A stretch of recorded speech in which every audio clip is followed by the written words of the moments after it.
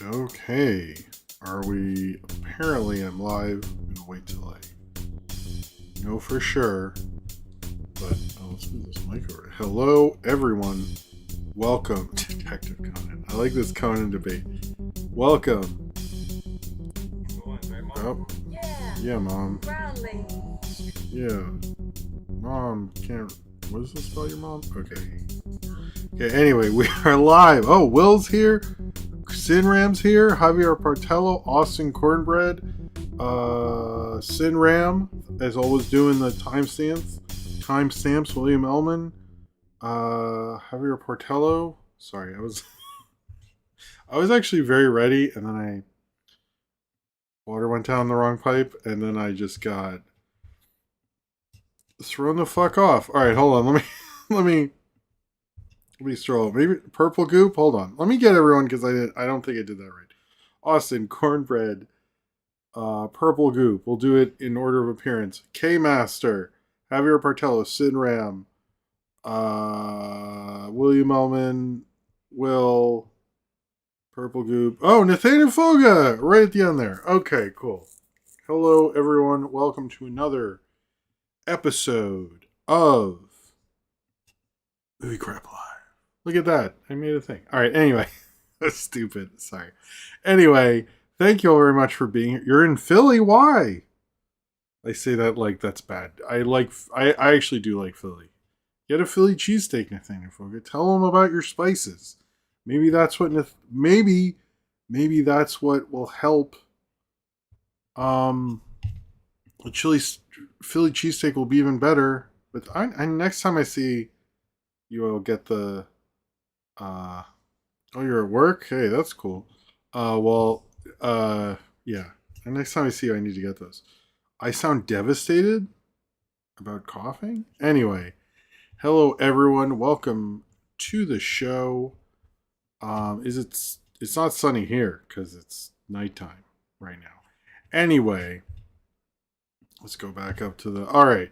So, not much has been going on, but I'll talk about a few things, ins and outs as it is. Dan is here. Hello. Which con? Yes. So it's been a good week. It's been a nice week. Oh, yeah. Sorry, I sounded so down. I didn't mean that. I do like Philly. So this happened to me last night, and I was kind of confused about it. I'm not sure what to do exactly, but I was planning on taking my daughter Sophie to Supergirl, and I was like, I already planned it, all this stuff. I don't have an exact show time, but basically, and then last night I kept seeing everybody say, "Oh, Supergirl's not good for kids, specifically like her age," and I was like, "What the hell is in this movie?" Like, what? I'm really confused, and it's from some people who don't, because I do think there's a confusion with the DC stuff, and specifically more so Supergirl. It seems like people are like, "What do you mean she like is in galactic stuff?" They're like, I feel like they, even though that '80s movie didn't do well, they're like in the world of the Supergirl of that '80s movie or previous pre-Crisis on Infinite Earths or whatever. So it's like a adaptation confusion. So I sense that, but then there are people who read the comics and still like it's fine if they dislike it, but then they said, "Oh, I wouldn't take my kids to it." Specifically, Matt Singer, who has kids around Sophie's age, so I was a little surprised. I was like, "We're planning on seeing it, and is it any worse than what happened with Supergirl and My Adventures with Superman?" Which she's seen that season. We're rewatching it. She's seen it twice. A alcoholic. I mean, everybody gets. That didn't. My wife was like, "Yeah, no, she gets drunk. I don't see." I don't know. I just don't like. I just don't. The thing is, I did listen. I read Matt Singer's thing, and I was like, "What is she just says shit a lot and drinks?" I mean, she can see that at home. I don't know. I'm just, but it's just like I don't. I really don't understand what the actual issue is, other than it being kind of dour and stuff. But I feel like the My Adventures of Superman Supergirl is pretty depressing. So it's like, is it worse than that? Because she's seen that. So I don't know. I also don't know like what they let their kids watch also. So I don't know like what the bar is, but yeah, I'm a little lost on that. That's why I sent out the tweet and stuff because it was like, what am I? Is this bad? Like I really don't know. Um. Oh, okay. I do. Cornbread, you're right. I did forget about the CW show, and yes, she's a lot more wholesome. I guess people are more. You know what? I completely blanked that. I'm sorry about that. You're right, Cornbread. You're right. I do listen to. I'm just like I was surprised because to me it's like it's PG-13. Like unless she's like, you know, um, I mean, Embla T. If you saw it, was there anything that bad? Like, does she like? I don't know what she would do. Like, is she making like she putting roofies in people's drinks? Like half the movie is that. That would be wild. And like it was like something like really fucked up. But if it's just like she's drunk and says shit, like I just don't. I'm a little like not. I'm confused about it. So anyway, I feel like we're still gonna see it. I haven't brought it up. I don't want to like. I don't like to promise something. Hey Zodberg, I don't like to promise something to my kids and take it back unless I have like like a good reason. And if I'm like, I don't know, this one guy said he wouldn't, so I feel like maybe I don't like that's kind of weak. So I kind of like I need if someone gives me a specific thing that she does, she just votes for Trump. That's it. I mean, it's about rescuing people from human traffickers. Oh, I mean, yeah, but she rescues them, so that's fine. Do they tell you what the human traffickers, what they're being trafficked for? Maybe I need to. Okay, I guess that part. But like, I feel like kids should. Anyway, I don't know. I don't know. Anyway, moving on. Drinking soda. Yeah. When I was watching regular show, I was like, man, regular show really. They didn't even hide that they're not drinking soda. I love it. Full bag of cats in the first two. After that, it's pretty child friendly. That's good. Okay, hold on. Will says, if my dad can take me to Iron Man 2008 when I was 8 years old, lol, I think kids can handle Supergirl. PG-13 doesn't mean anything anymore until it does. Very true. No, I was actually thinking about this. Oh, wait, I have a big reveal of it. I should have hyped it up. I didn't. Okay, so I got this. If you saw it real quick, I got this energy drink actually in Coney Island. We went to the Mermaid Parade.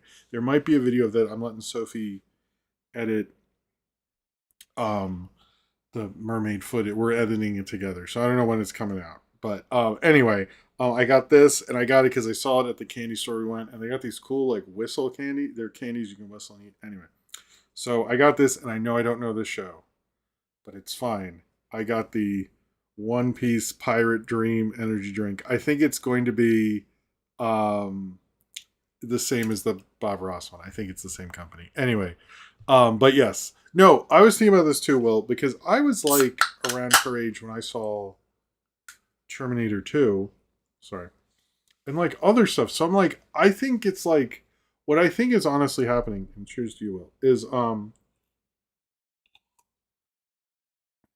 yeah, it's the company that does all the silly ones. Um but anyway, I'm sorry if that offends anyone. I've never watched the show. I guess he's a pirate. It was a nice store, and the lady liked my video music box shirt. And then if the cool thing I love wearing, sorry, this is like majorly we're going all over the place.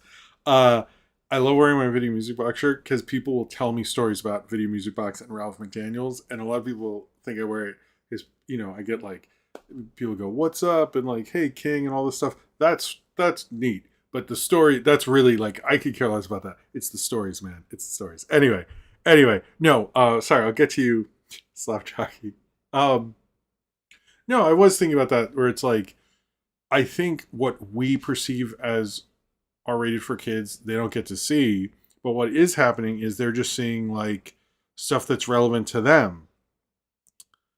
So it's like actually what the funny thing is there isn't actually as much. No, I saw Jurassic Park when I was her age. Yeah, yeah. But like there isn't as many parents introducing that stuff to kids. They're just going in themselves, which is maybe a little more dangerous if you really think about it.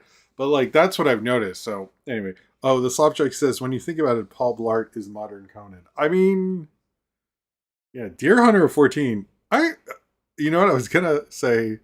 Wow, but then I was like, I think I was the same age, so Anyway, cheers to you.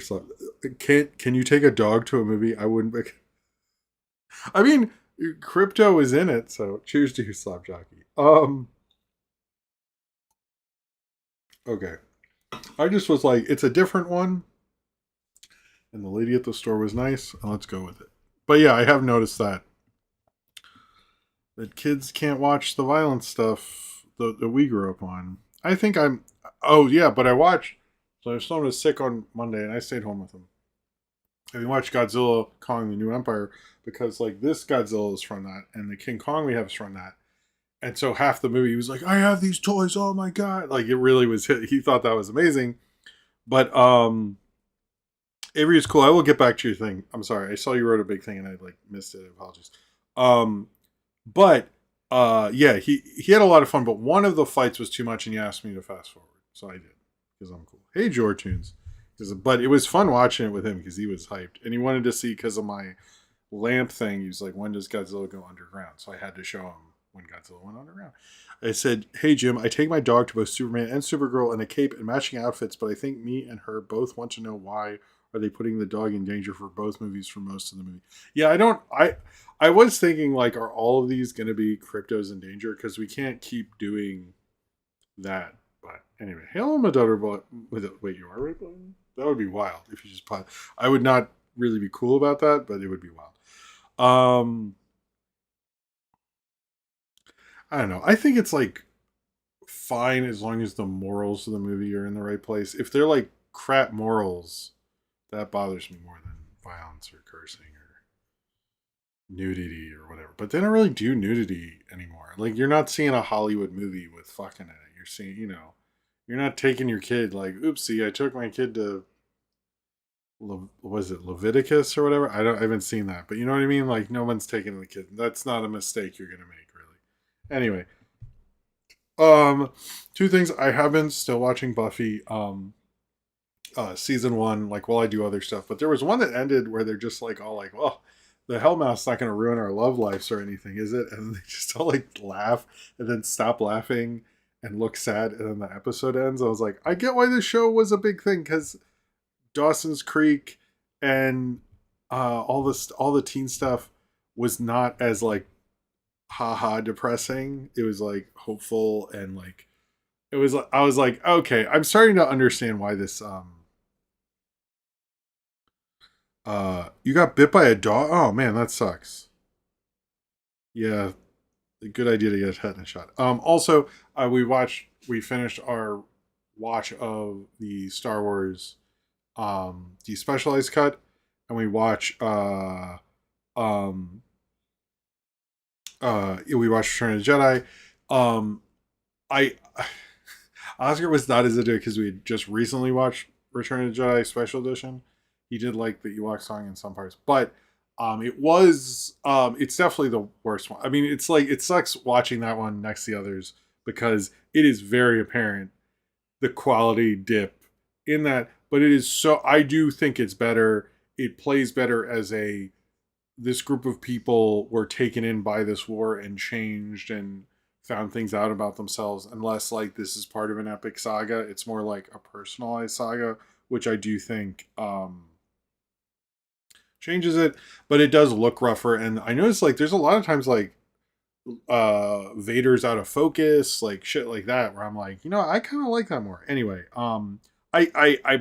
yeah, that one is obviously better. In the song, the new song versus the old song in Jabba's Palace is way better, and also why it's like they really overstuff Jabba's Palace in the special edition, and they make it like it looks like an actual bad guy's house where he has like a select group of people, not like a million.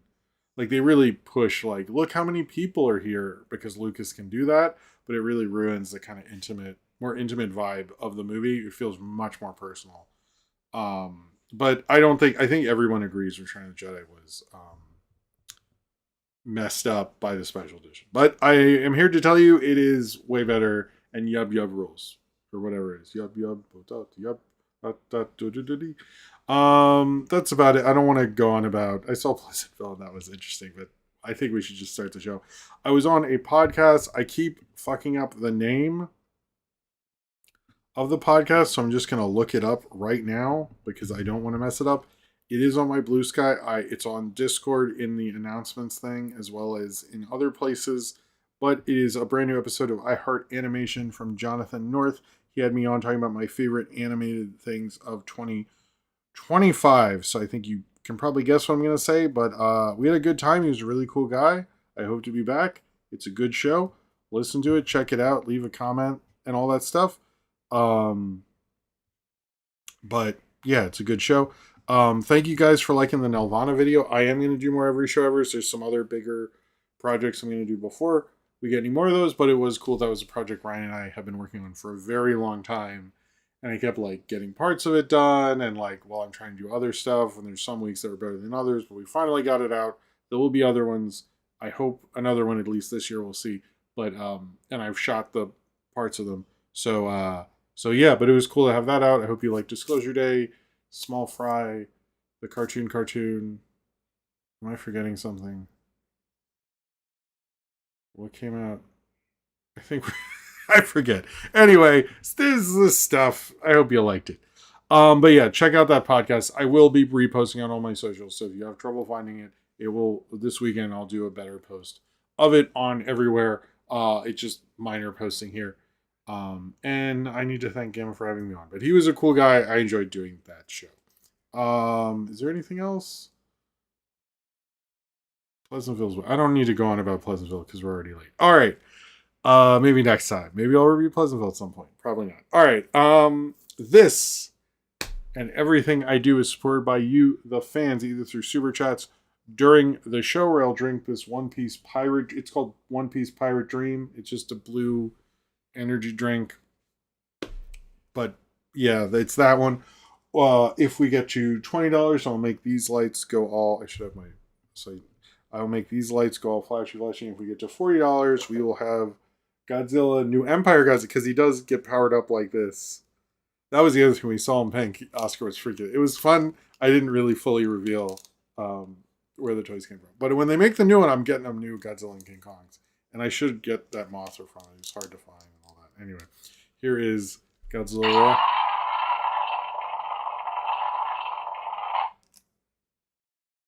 Okay. I guess the next one will be his mightier roar. Yes, if we get there. If not, but also there is the Patreon. Everything here is supported by you, the fans. Very much thank you for doing so. I'm not sure if I said that earlier. But the Patreon has all sorts of cool stuff like postcards, which I'm going to send out soon. More Power in the Movie Review Vote, exclusive commentary, and other videos that are exclusive to the Patreon and only available through that. As well as access to my public access show and all sorts of things, wonderful things like that. They're great ways to support the show and continue to let me to do what I do. Of course, if you are financially able to do so. If not, just watching this is support, but liking it if you have an account and subscribing and turning notifications on. If you want notifications on, I recommend it if you want that. Then you can know about instant premieres and all sorts of fun shit like that. But again, if you don't have an account and you're just watching, thank you very much for doing so. I really appreciate it. I like anyone who watches them in any degree or any sort of support is cool, and I thank you very much for doing so. It's very cool. Thank you.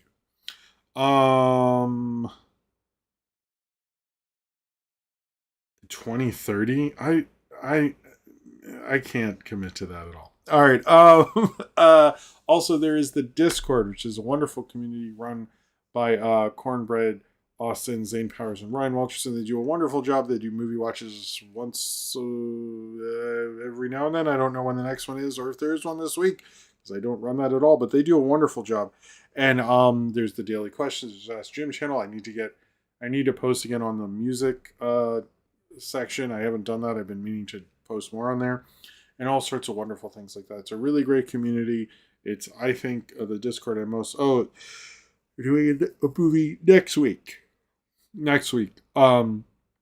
But yeah, and see Cornbread's thumbnail predictions. I forget if I reacted to last week's, but I will react to the one this week right after the show. I hope so, if I don't fall asleep. But anyway, it's a wonderful Discord. Join. The link is in the description down below. All right, let's get into this. Obviously, the big news for me, and I think the first thing in the thumbnail, so we should talk about it first, is the Genndy Tarkovsky Conan show. This was originally pitched in 2008. I never heard that. I've never heard that before. So I guess this is before Korgoth, right? Was it before Korgoth? And before Primal, but apparently they are making it. They are making, according to many places, and I guess because it was an Annecy, yeah, it is Annecy.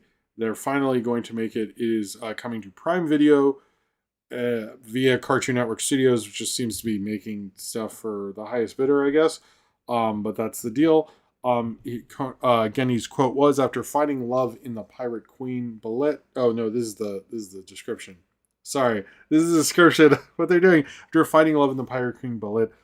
Battle-hardened Conan defies God's fate and even death to save her from a dark sorcery that threatens to destroy everything. And it is apparently the first time Genndy has worked with IP since Star Wars Clone Wars, which everyone's saying, which seems right to me. No one's sure what's going on with his Game of Thrones thing, but everyone kind of doubts that at this point. But almost everyone who's written about it, who is an animation writer, has said they have no updates on that whatsoever, so that might have just been pitched and is stalling, specifically because they're both under the Warner umbrella, and maybe they were like, hey, could we make more money off this Conan show? I think, to be honest with you, my dad was a huge Conan fan, so I actually do know a bit about Conan. I know most of the Conan people who really like Conan, like the books and stuff, do not like actually even the Arnold Schwarzenegger movie. I think the Arnold movie is good. Conan, the second one, was the more I watched when I was a kid, a lot more. And I remember there was a show in the 90s, which if this does come out, I will review the first episode. I watched that show and remember liking it. I don't know if it holds up. I think I watched it once and went, I don't know. I think he could do an amazing job at a Conan the Barbarian show. It does feel a little obvious because he's been doing Primal, and that feels like a little too close to what he's already doing. So I don't think it's like, but like artistically feels that different. But at the same point, I feel like maybe he can just do a really good job. You know, maybe sorry. At the same point, I think he is a really great animation action fantasy director. And like, I really don't mind seeing him make another really great action fantasy show. I think that's fucking awesome to me. Like, we know he's gonna kill this. We know he's gonna do a great job. So it might not feel like artistically that different. He has been messing around more recently with Fixed and with Warriors Eternal. So maybe like this is the time he just makes like kick-ass action fantasy shows. And I think he would, and I think he'd give it the respect it deserves. Obviously, I don't think it'll be as dialogue free as Primal. I don't know what this means for the future of Primal. That seems to be a thing you can just go back to, knowing how Adult Swim works, which I think is good. But I don't know. We'll see. I think he'll do a good job. I know, like, that show, that property can get. There's some. I read the Marvel Conan books, but the other Conan, like the other, there were other ones that like were very like sexual and violent, and those I like couldn't read as a kid. Like anytime I sneaked them, they were like very in your face about it. So I do think we could have a really cool kick-ass show, and I also think like if you're gonna reintroduce Conan, it's the better way to do it because like what Jason Momoa failed. And they've been. I know they're going to do that King Conan show movie, right? With, what's his name? Sorry, from Mission Impossible, and now, God damn it, whatever his name is, and Arnold Schwarzenegger. So it is going to happen, but we'll see. Okay, hold on, Jim.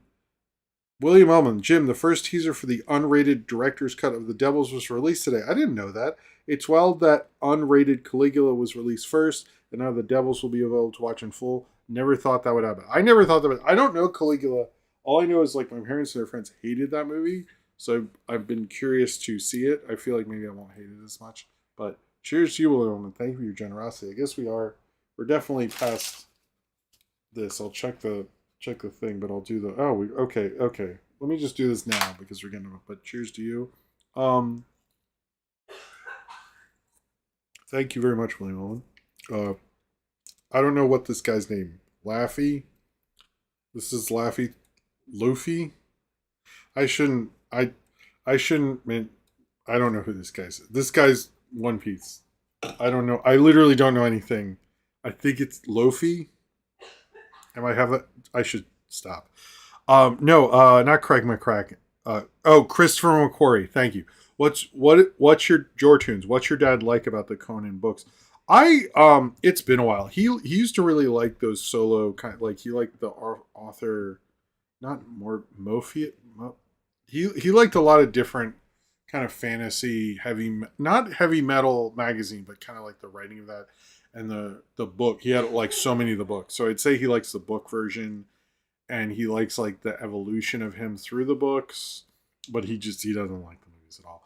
Oh, wait. Will says here, I hope like Fix Genndy can make Black Knight. That could be a great flick. I am with you on that, Will. Thank you. Sorry I forgot Chris McCarthy's name. Cheers to you. But there is a lot of Conan stuff going on. Like I'm not even joking.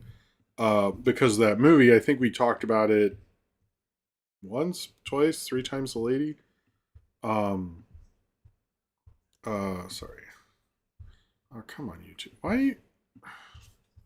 Yeah, I don't know what Twitch is like, but no, he had the bigger magazine type Conans. He had a lot of the Marvel Conans, but it was never my thing as much. It was just like one of my dad's things. I should when I was reading this, I was like, I should like ask him what the deal is with this. And I didn't, so I should. Yes, it's pronounced Luffy. Thank you, Gris. I shouldn't say it because I really don't know. I'm not even going to pretend like I know anything about this because I've seen the Thanksgiving float, so I'm as into One Piece as anyone's said. Anyway, I do think this is a good property for him. I think this works. If it was announced, it sounds to me like it is happening. But yeah, there seems to be a revived thing of Conan. I wonder if how much Primal. I know its ratings aren't big, but it's acclaim. Like he won several Emmys for Primal. I wonder if that helped like show studios they can do that. I wouldn't mind his Game of Thrones thing. I'm not a big Game of Thrones fan, but I think Genndy could kill a Game of Thrones thing. But maybe they're like, look, we have enough of the Game of the Thrones. We have enough spinoffs. Why don't you just like you can come back to it? And I wouldn't mind if he goes like I don't know.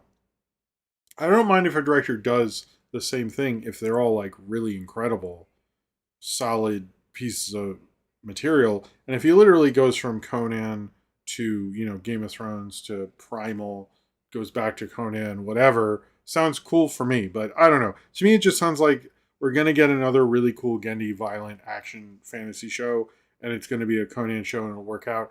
I don't even know if that's the first Conan book or anything like that. But, yeah, but he did a great job with Clone Wars. I was actually telling my kids because they're like, we're going to take a Star Wars break to do other movies. I'll tell you when we get there because I don't want to hype up something and they change their minds or something like that. But I was like, if we do Clone Wars, we should just watch the Genndy show because I like that show so much. Although on Disney Plus, it's not the little sub episodes. It's like hour-long things or something. I don't know, whatever. Anyway, moving on. So hold on. I don't like what I wrote for this. So give me a second so I have this right. All right. So Legendary is developing a live-action Magic School Bus movie with Elizabeth Banks as Miss Frizzle with Detective Pikachu's Rob Letterman, I guess. Directing. My son is into Magic School Bus. I'm not the biggest one. My only thing with this is Elizabeth Banks. I don't really have an issue with her. Although I know people love to post every time she does an award show is like, we need to do more women's stuff. She always like gets embarrassed somehow, which I find funny because I know it's happened to her like twice. Which I'm like, if I were you, I would just not. You seem to be having bad luck with that. But I notice people post that a lot, which I'm like, okay, haha, feminism, I get it. But I actually don't think she's the best choice for Miss Frizzle. She seems a little too contained. Maybe she's like sort of a star, I guess. Although didn't she do Cocaine Bear? That was fun. I'm like not sold on her as Miss Frizzle. I do think like doing a Magic School Bus movie makes a lot of sense. You can go have do all the special effects stuff and do sort of things like that. But you really gotta put the fun education in it. You can't like go like I don't want to see like the Jack Black Goosebumps movie Magic School Bus version. You know what I mean? I really just want an episode with all the kids and like they go into someone's body or some nonsense like that. That's really what I want to do. I don't want that. Kate McKinnon, yes. I think Kate McKinnon would go. You need someone who makes you feel like this is probably not safe. And she doesn't really give me that. I don't have an issue with her, by the way, but I think Kate McKinnon would be. Didn't she did some Emmys. It was like she was bringing a big point that all the directors were women and then some dude won. I think she had another one. Anyway, sorry. It's just like, but I'm like, it is kind of funny, but I'm like, I get why she's making a big deal because it never happens, but it's just like the result don't work out for her. But I do think, I don't know, she was in Wet Hot American Summer. She has her bona fides and all that, but I don't know if it's like the Brits project, but I also don't know what her take is. So maybe I'll see the trailer and change my mind and it's a good take for that version and all that. So I don't know, but on what I understand now, I'm not super into it. So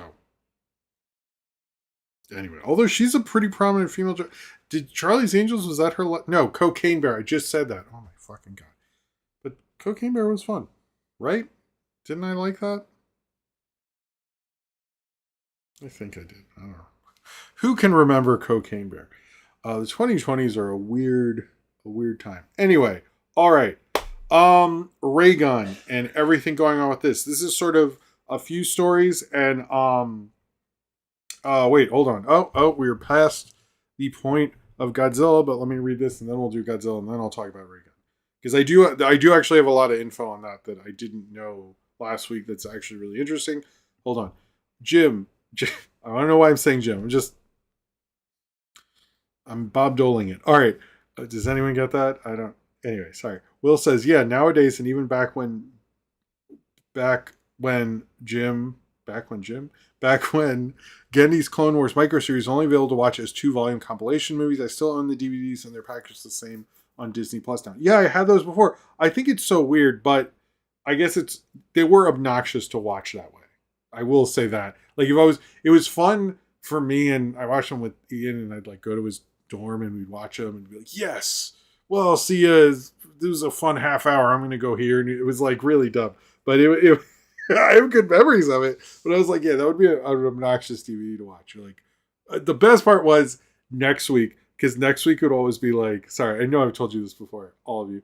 It'd be like, and it'd be like, that would be it. I loved it. Anyway, no, I need to review those. I've been planning on reviewing them for forever, and I rewatched them around when Force Awakens came out. Anyway, cheers to you all. Thank you for your generosity, and we'll do Godzilla right after. Willie Moment, it's rumored that Timothy Chalamet is going to play Arnold Perlson in the Magic School. He would be good. Him or I feel like Sarah will get in there. Michael Sarah will get in there somewhere. Cheers to you, Willie Moment. All right, let's do. You guys earned your Godzilla. Why do you do that? You only do that for these guys. What's up with that?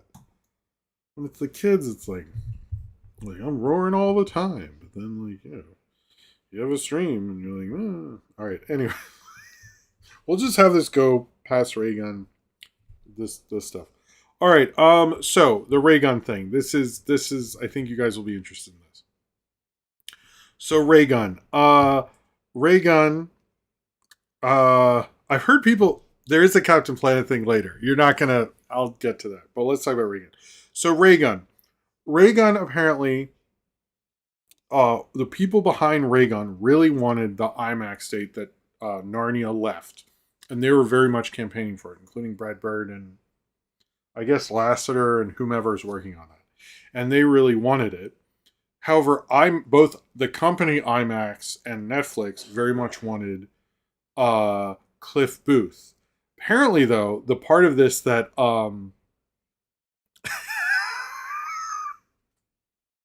sorry, I know I met Ryan's mom, so I'm picturing this Twitch conversation. Sorry. Um, the no, apparently David Fincher didn't want the IMAX release. They apparently called him and was like, "What now?" Like he was like, did not care, wasn't interested, and apparently Netflix and IMAX were like, "No, we prefer this because we're going after the sinners one battle after another crowd." Now I do not know the IMAX, let's say ticket sales specifically of those two movies. I know One Battle After Another had a lot of publicity behind the 70 millimeter and all that. I'm going to assume the tickets did well since that's the quote that's being reported. But apparently, how they feel is the people who are really into IMAX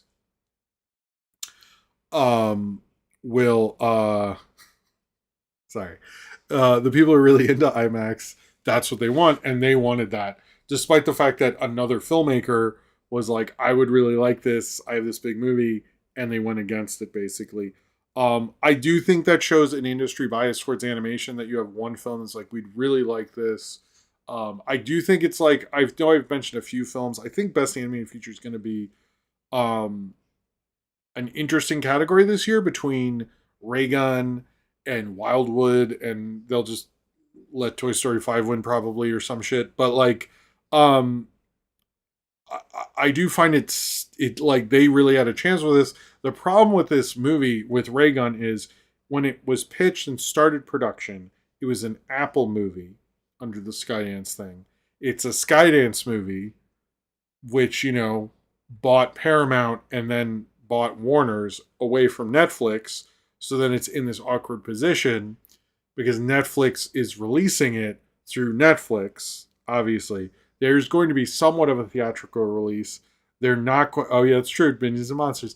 We're not going to get the IMAX release. I think that kind of stinks, particularly because, like, you'd think when you hear IMAX release, the director's going to be like, "Yay!" And David Fincher was like, "Why? What? No. Why did?" I am curious though. Did David Fincher Forgotten Island? Yeah. No. It's going to be an interesting year. It's going to be an interesting year. You're right. There's probably a bunch more. I watched that trailer. I feel like that's the one that's going to break my heart at the end. I don't know. Anyway, I'll get into that with the trailer. Sorry, I'm bouncing around. But apparently IMAX is preferring these big auteur movies. I will say, and I agree with the few people who said this, that Adventures of Cliff Booth is a sequel, which studios and theaters, I don't know if you noticed, tend to like a lot. And like that preferred, like the business of like, oh, people will come back. It's a Tarantino Fincher film. Obviously, if what they've told us about IMAX is true, the people who saw One Battle After Another and Sinners will come back to see Cliff Booth in IMAX. I don't know if it was shot for that. Like Raygun to me looks really beautiful. It's like Brad Bird. It's like apparently he's really trying this time. His last film made like $1.6 billion. Like you'd think that they would be more interested in that. And a lot of people would bring up like Brad Bird still has a pretty big name. And Netflix's biggest theatrical success is K-pop Demon Hunters, which actually read today has officially made it a whole year in the Netflix original movies top 10. And so to me, it's like, why are you not going after this? You could very much give, like, if I was them, I would say, like, look, guys, I know I bring this up a lot, but the Beauty and the Beast thing could happen again with Raygun if you position the IMAX right. If it is very beautiful, I haven't seen the movie, but yeah, no, it wasn't. Cliff Booth wasn't. Raygun wasn't. This was a late decision, and Netflix basically their two choices were Raygun really wants it, but hey, we have Cliff Booth, and IMAX was like, well, we'd like Cliff Booth, and that's how it happened. But no filmmaker doing that. So you know, no, I get that they don't own Raygun, and they do, I guess, own Cliff Booth, and that is definitely a part of it. Thank you for bringing that up, Ryan. But I do think, like, you know, you still want Oscars and you have an original Brad Bird movie, I think you have a chance. And if you sell that well and in the advertising, like from the director of Iron Giant, The Incredibles, and Ratatouille, I think you could, and you're not like, you're claiming you don't care about theatrical. That's the thing I hate about Netflix right now. Before it was like, okay, they need to diversify, so they'll go into theatrical. And then you're like, no, we don't care. We don't care. And then this fucking drops the next week. Like, it's so obnoxious. Like, just do it or shut the fuck up. Like, I remember there's this thing, Aerosmith, I always consider kind of a solid band. But apparently, like, it was true. They had a quote where, like, we either do music videos, we go all in, or we don't do it at all. And apparently there was, I've read other interviews from their manager stuff, like, they were very much like, we either go full into this, or we just ignore it completely, and we're a radio band, and we just deal with our choice. And I think, although Aerosmith is not creatively something that inspires me, I think, like, you do have to go, we're all in or not. Don't do this. Because it's like the inconsistently fucks with shit. So anyway, but I always find that kind of interesting because I heard that was a real decision. They really talked about it. Anyway, so that William Wellman comment, you're probably right. Because he hates Bruce Lee. That's weird. Anyway, sorry. Will says you're probably going to mention it later, but I feel like most are going to ignore Duncan Jones' Rogue Trooper in the animation category this year. If American just knew how to pitch that, it could kill. I actually am not. I didn't realize there. I knew you sent me the picture. I didn't realize. Okay, I will talk about that next week. I'm sorry about this. It probably won't because animation dollars are with the big studios. Thank you for mentioning. You know what? How about this? I will. Is there a real trailer behind it? I'll look it up during the break. I will give you that, Will. Cheers to you. Thank you, man. As you did tell me about that, and it's hard to get everything. Today was a little crazy. I was like, stayed home taking care of stuff. I was like, oh, we're almost to our second Godzilla. But anyway, I wanted to bring up all that with Ray Gunn. I found it to be an interesting story. I think it's kind of a sad story, to be honest with you. I think that kind of sucks. But on the other news is Ray Gunn is called a retro futurist animated adventure from Brad Bird. It comes out on December 18th on Netflix. Sam Rockwell is private investigator Raymond Gunn, and Scarlett Johansson is multimedia star Venus Nova. I was thinking, though, it is completely bizarre to me. And maybe I'm wrong. I didn't look this up, but Brad Bird didn't work on Batman the Animated Series. Like, is that what, like, you feel like he should have, don't you? Like, that makes, like, sense in a sense that he should have been on, but I don't think he worked on Batman the Animated Series. I'm curious how he feels about Batman the Animated Series. Because that feels like he would, right? But he worked on, like, King of the Hill, The Simpsons, like, so many big shows. Like, I know Krusty the Clown was, like, sort of his character, but, like, it's interesting. When you watch the images, you're like, oh, Batman the Animated Series. But you're like, he didn't work on that. I'm curious, like, if he has, like, FOMO about that. But I'm inventing something. I've never heard that. I'm just saying, like, you would have, like, based on his style. You know what I mean? Anyway. I'm just like, he worked on so much stuff as an advisor. You'd think he would have worked on Batman. You know what I mean? It just makes sense. Anyway, that's all. I'm just like, this is my own little narrative. I was thinking about that today. I was like, he really didn't work on whatever. All right. Donkey's origin movie. I will look up that trailer. I apologize, Will. I didn't realize it was a trailer. I thought it was just news, and I missed it. Donkey. We're getting a donkey from Shrek. I know you don't know Donkey about Shrek, but I do, I guess. Donkey's origin movie, Donkey, will release on June 30th, 2028. That's 2 years away. Obviously, there'll be Shrek, whatever it is. First off, I'm pretty sure Shrek 4 explained the origin of Donkey, so why do I need this? No, I just don't get... I think, first off, I would wait for the Shrek movie to come out. It does feel very Illumination, because DreamWorks is under Chris Meledandri, and clearly they do really want the Shrek franchise to hit. But I do think... I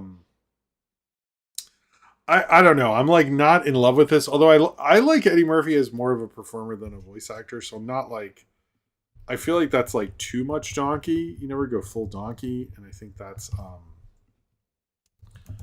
maybe a mistake there. Um, but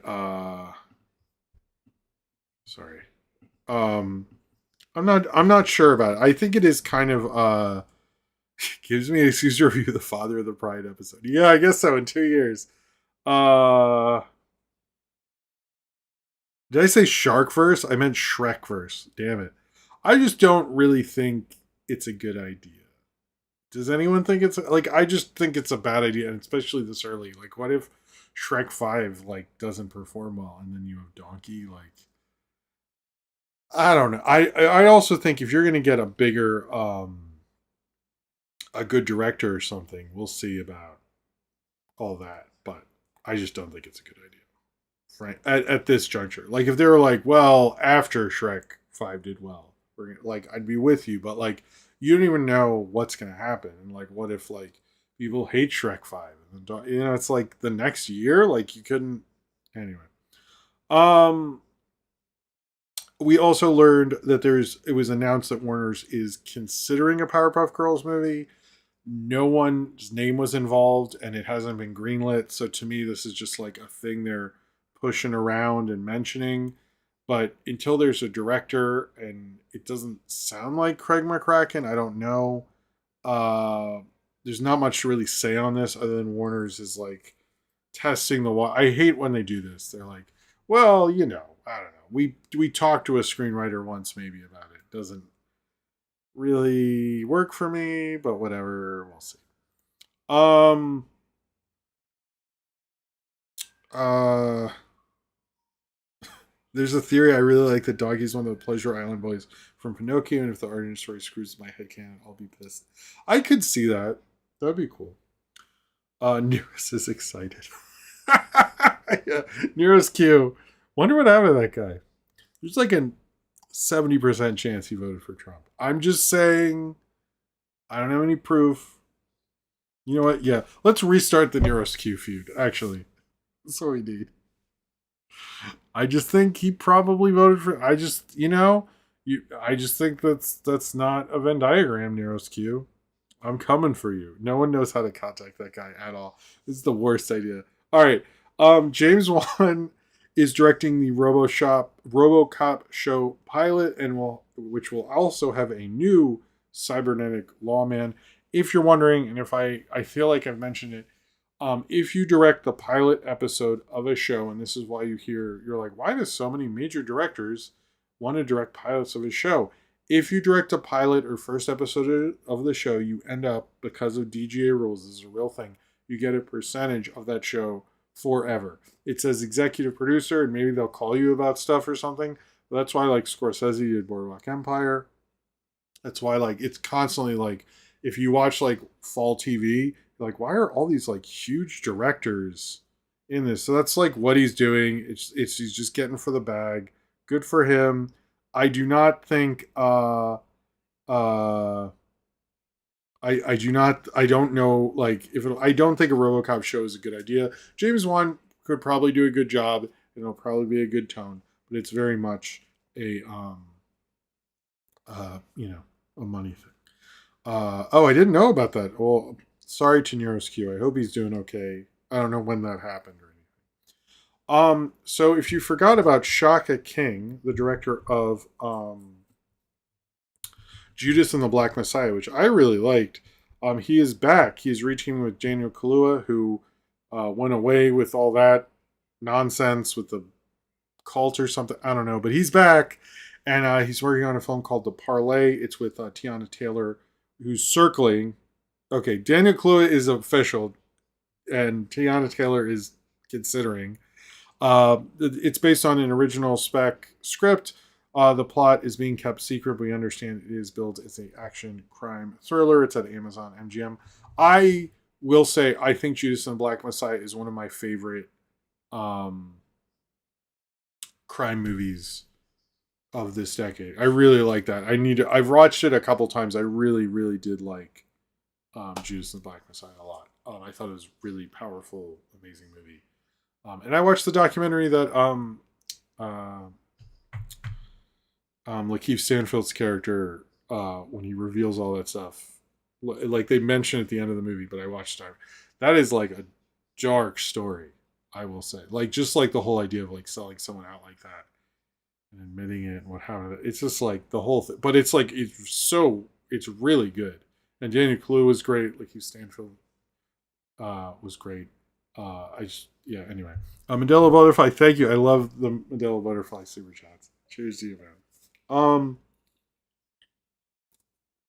Okay. Oh, you get another Godzilla. You guys get another Godzilla. That's early. Good for you guys. All right, hold on. Let me organize this. Now I fucked it up. Look at me. Okay, then I'll do the other Godzilla. Wait, where's the oh my god. Okay, here we go. Here's another one. You earned it. You get your second Godzilla of the night.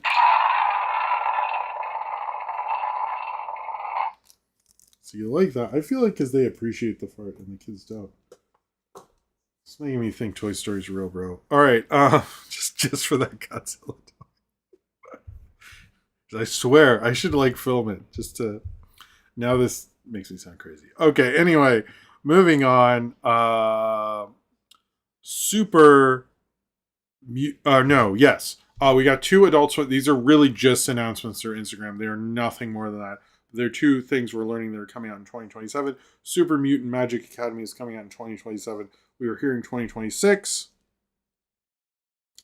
But now it's 2027. That's fine. We got a JG Quintel show this year. We're good. That's his next show. And also we got images of Common Side Effects Season 2 of the guy looking at stuff. And I was like, sick. I'm excited, I guess. Anyway, that is a show. When people are like, what's a good show? I always go, Common Side Effects. Also, Scavenger's Reign. Also, I talk too much and you're not going to watch either. But I told you. Yeah.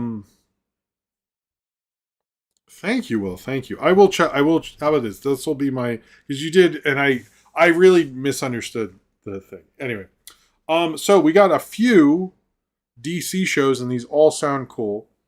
We're getting Joker, Laugh Riot. This is their first anime show, which I think is going to could be interesting. Actually, they're taking a Joker in a new direction that isn't based on racist crime on the subway. So this time it'll be a lot more fun.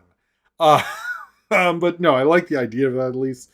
There's an Absolute Batman thing, which apparently is a CG thing, which people are upset about based on the designs of the comic. I would actually really like to read Absolute Batman. I've heard a lot of good. It sounds like a cool idea to me. So I don't know. If there's a graphic novel, maybe I'll ask for that for Christmas or something because I have been wanting to read that. There's a lot of comics I'd like to read, but I don't have money, time, and all those things. And then there's a crypto series from C.H. Greenblatt. That sounds like a cool idea. We have watched the other crypto show because MeTV Tunes plays that sometimes on Saturdays, but it's like at a weird Saturday time for kids at least. But that sounds like a cool way to take a crypto show because there's already other crypto stuff, so why not take it in a different direction? Or at least the idea of it right now is that. And but these sound really promising. I know people are objecting to the Absolute Batman. I cannot give a real opinion on it because I haven't read the comic, but I do think traditional animation based on the images I've seen is a better idea. But that was a cool announcement. I will say this as I'm watching My Adventures of Superman and we watch various other DC things with my kids.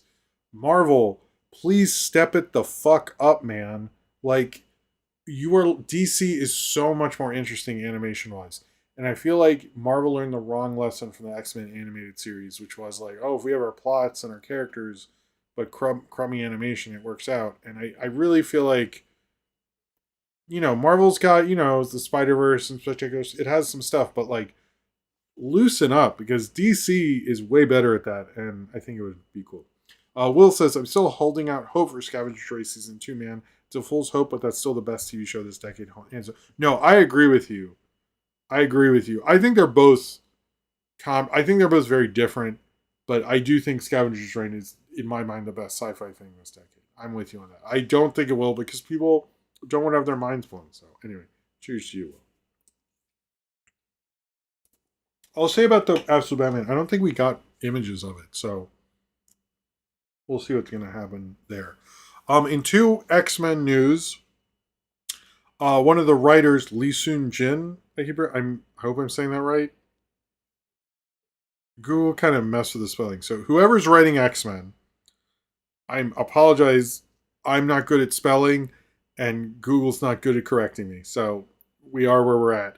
Who's writing the X-Men? Supposedly, I know Jeff Snyder was saying this, and a lot of people are saying that that's their big swing creatively and all this. But they mentioned particularly the Claremont run. I'm really hoping that does not mean Phoenix. I do not want that. There's more. I've read the Claremont run several times. It's a big thing for me as a kid. If you're going to do the Claremont run, which I think we've overdone at this point in terms of movie adaptations, just like don't do Phoenix. There's so much better stuff, but it's a good news to me that they're into the Claremont run. Claremont run, if you're unfamiliar with the Chris Claremont run, it's basically, if you're ever like, why is X-Men a big deal? It's because of Claremont's run from Giant Size X-Men 1901. Anyway, also in other Claremont news, John Byrne is coming back to X-Men. It's apparently he's kind of pitching as like his last comics project. I loved his quote, and I retweeted it. It goes, when they asked him about something, I forget what it was. He goes, "I'm not Alan Moore. I'll take the money." I was like, I love quotes like that. John Byrne, you're amazing. That's fucking hilarious. He's just like, I don't fucking care. Give me the money. But he's a great artist. He often gets underrated. He has a huge influence in his era in comics, to the point where, like, I remember I was a kid. I was like, it really did feel like at a certain point, it was like the era that Kirby had, where everyone wanted to be Kirby. It felt like there was an era where everybody wanted to be John Byrne. So respect to him. I hope it's a good run. I thought I'd just announce it. I know this isn't a comic show, but John Byrne is a big. I love Days of Future Past and all that stuff, so I'm going to mention it. Whatever. All right, this is trailers. We have a bunch of trailers. We're going to, and then where am I in this?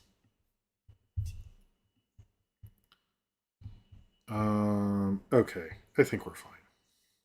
He says, yes, we are. Okay, so trailers. We have a bunch of trailers. First is season 2 of Batman Caped Crusader. I continue to have the opinion that why is this show? It just looks like animated series, but different a little. Like, I just don't. I don't really get it, but whatever. It looked fine. It looks like Gotham's gonna get crazier. I'm probably not gonna watch it. Shaun of the Sheep trailer 2. It still looks like a good show. I love the Shaun of the Sheep movies. I'm excited to take my kids to it. It's Aardman. Shaun of the Sheep's pretty remarkably great franchise. I like the first 2 movies. I'm sad we didn't get Farmageddon in the theaters, but it was the height of COVID, sort of. This is movie crap, not comic crap. True. But it looks like it's a good trailer. We have. I'll talk about this a little longer. King of the Hill season 15, which is coming out in about a month from now. It looked really good. As we've been slowly rewatching King of the Hill. I don't think we'll get it. We're gonna just skip. We'll watch season 15 when it comes out.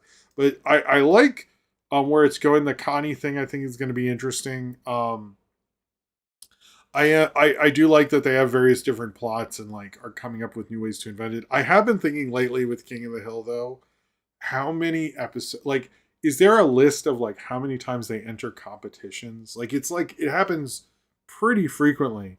And like when I pointed out to my wife, I was like, I just listed off like 10 episodes. I was like, how many times does one of them get good at something and then they enter a competition and like it means so much, and like it's either the dog dancing thing or a rose competition or a beer competition, or it's like so many times. But anyway, it works for the show, but they really like that plot. But it does seem like a good season. I think this is a show that could go until like Hank and Peggy die or something at this point. But not to be that guy, but I do think it's like a very solid show. Mike Judge is good at it. Speaking of another, like, since we talked about common side effects, but I hope it continues to do what season 14 did, and I like season 14. So we'll go from there. The Digger kind of teaser is basically like Tom Cruise is awesome. Here's his new movie. We just get to see a few images. I think it works because people generally like Tom Cruise and all his movies and stuff, and I think it works there. I heard a couple of people say like if anyone else did this, you'd think they have a huge ego, which Tom Cruise does, but like it works because you're like, yeah, the next chapter of Tom Cruise. Like, it's like he's doing stuff. It's like, it works. Why not?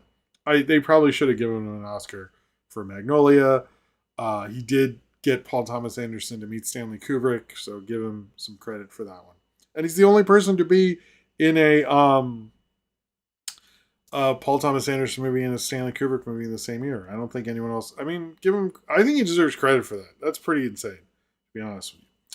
I heard he liked Night and Day. I've always heard he was happy with that movie. I don't know.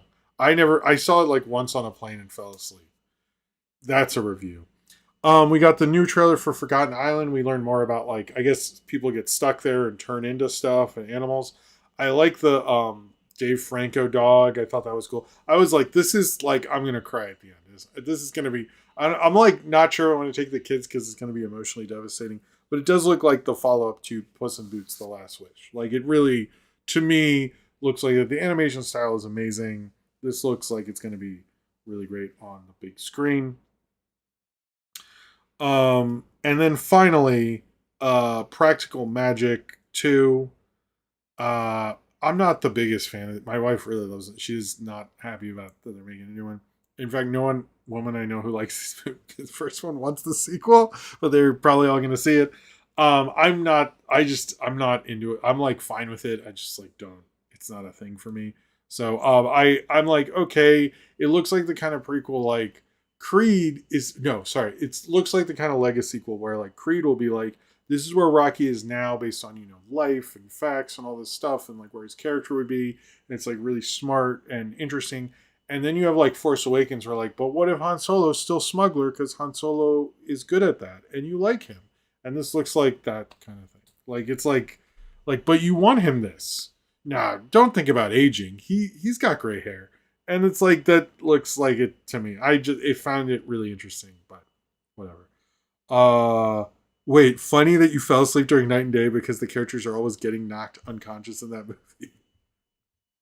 Is that, what's funny? I couldn't, no one will defend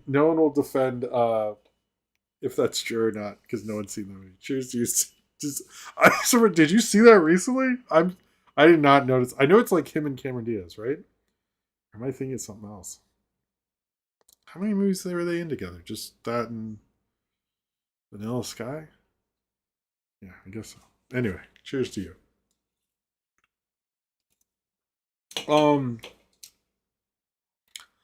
Tom Cruise also doesn't star in like a lot of like traditional star vehicles. They're more like Tom Cruise star vehicles, and that was different from that. All right. The Sesame Street movie with Netflix. So this is a weird story, and you really have to describe it correctly. So Netflix apparently got the Sesame Street movie. I think which sounds like it's just going to be a movie on Netflix. But supposedly, and when this was it's kind of like this is a project they keep coming back to and so forth. Supposedly, when it was being pitched around, various different creative people were in discussions, but only with certain studios. Like the Daniels were involved, but not when it was pitched to Warner's, apparently, which sounds kind of like people are.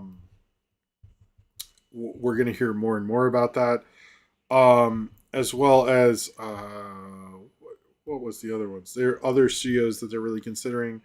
But it wound up at Netflix. Supposedly Netflix is going to consider working with the Daniels. We don't really know anything about this movie, and there's been talk about this movie forever. I think you could, if you do more Follow That Bird and less Elmo and Grouchland, I think it can work. I think that if I was them, I would just not do that movie. I know a lot of people really like Elmo and Grouchland, but I think Follow That Bird is superior. But it sounds like if Netflix actually gets a new Sesame Street movie, I'm happy about that because no one's been able to do it for a long time. I think the Daniels would make a good choice for that. I also think like a lot of people would do that, but no, Ryan. I agree with you on that. But Will says don't care about Tom Cruise, but a big fan of Inarritu Revenant's my favorite film of all time for content. I didn't know this. Very stoked for Deer. Love how they're advertising, waiting for the reveal of Tom Cruise's character in Tropic Thunder. Almost everybody thinks it'll be that guy, which would be funny. Anyway, cheers to you all. Thank you for your generosity.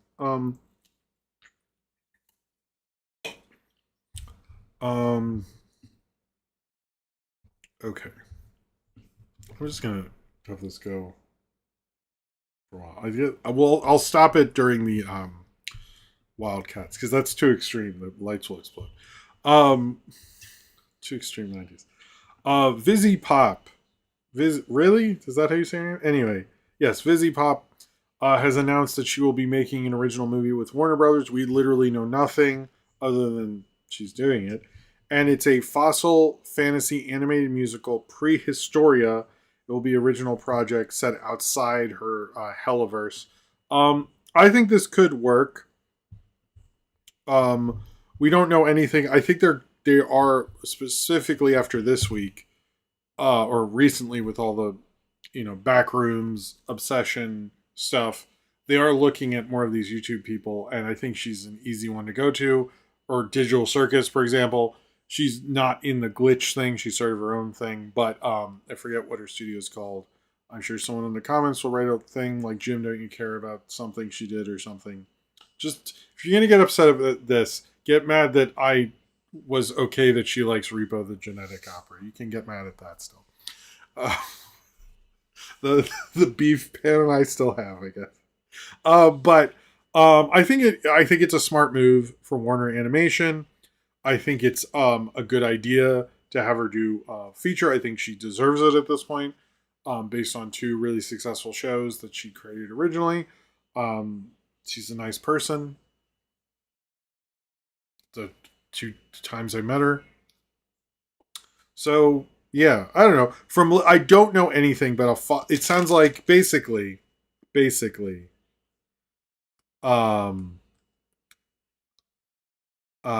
she's making We're Back, a dinosaur story. The reboot is here. I'm calling it. Spread it around. She's a big We're Back the Dinosaur Story fan, and that's what she's doing. Now you're saying, hey, that's not cool. But that is literally what that describes. So it's We're Back, a Dinosaur Story. Anyway, I think my favorite Inaritu might be Hermos Peros. I like Beautiful more than most people. I can't remember his whole filmography right now, but I think I like some of the, I didn't know Revenant was, I'm not as big of a Revenant person. The only one, anyway, whatever. Doesn't matter. I didn't know that. Well, that's interesting. Anyway, so in things that aren't a thing, if you read the article, and I want to bring up this, the Master Universe sequel thing. There's this weird article from Forbes basically saying, like, we don't know how money works. Maybe they'd like to do that. Maybe. No one at Amazon said this. They have nothing to back this up. And a few people have mentioned that this article is kind of just a headline clickbait thing, which I agree with. Now, the only thing that I think would have been an interesting idea is to bring up, like, hey, it looks like they are selling a lot of toys, which Amazon has been known to do. Like, let's do book series, so we sell more books, things like that. And they might go, okay, well, we're not getting a movie sequel, but we did have in our contracts to make an animated show, or they could make the 3rd season of the original show or something like that. But I do think, like, you could do that, but this article is just making shit up. Amazon has not announced that. Amazon MGM or whatever. There's no announcement of a Master Universe sequel. This is just a bullshit article. It's confused the internet. There is no, for the record, Master Universe sequel in development. This article does not mention that. They mention how, but movies make money in all sorts of ways. I'm like, yes, they do, but clearly this is not what's going on here. I don't like. Anyway, I think if you were going to continue it and like it was selling a lot of toys, just make an animated show for Prime Video. But yeah, I actually saw Beautiful at a screening, and I saw the movie, and Inaritu was going to do a Q&A, and he was late, and I was like, I'm just going to leave. And then I ran into him in the lobby, and I was like, hey, what's up? And he said, oh, hey, I got to do this. And I was like, okay. True story. Not a great one there. So we learned that the Daniels movie has Charles Milton. Right now we know it's Matt Damon, Charles Milton, and rumored Emma Stone and Sandra Oh. There is some people have suggested that it is actually about a Captain Planet type thing. I don't know about that because climate change is about it and kids from the 80s and something like that. I don't know if it's Captain Planet, and I think DiCaprio is permanently involved in the Captain Planet movie, but it's a funny theory there. Um, okay. Let me. Okay. So apparently, the guy who directed the last Evil Dead movie also tried to make an Alien Romulus sequel. So it seems like if you make an Evil Dead movie, you get to then work on an Alien movie. Supposedly, and the Duffield guy who's doing the Whale Fall or Whale in the Whale movie wrote a script. But supposedly Ridley Scott keeps messing up or messing with whomever tries to make an Alien Romulus sequel, is what's being reported by a lot of people. It seems like he kind of wants to do it or is just being a dick. But it seems like we're not getting any movement on any new Alien movies because of what he is doing. So cool. Um okay, two kind of this is a weird thing to bring up, I guess, in the middle, but I wrote it down here, so let's just go with it. On two major obits this week, one was James Burrows, who is a major sitcom director. I know sitcom directors get like no love ever, but if there ever was one, it was him. He directed like the pilot of Cheers and Friends and so many different things. Literally, the television sitcom landscape as you know it today would be different without him. He deserves a lot of credit for that. As well as Clive Davis. I He's a very influential music executive person.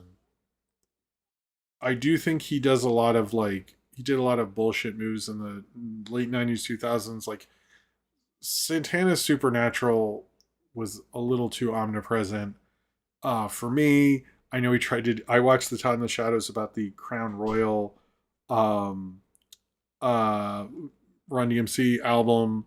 I've heard just as many good things as bad things about that guy.